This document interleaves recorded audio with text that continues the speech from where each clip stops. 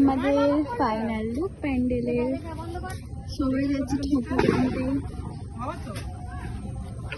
সবাই জানি আমাদের প্যান্ডেলটা কেমন হয়েছে। এটা সবাই আমরা নিজেরা করেছি অনেক কম সময়ের মধ্যে।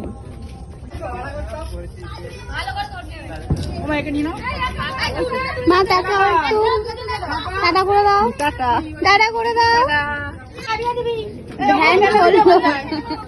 ভ্যানে করে ঠাকুর আনতে চলে গেল।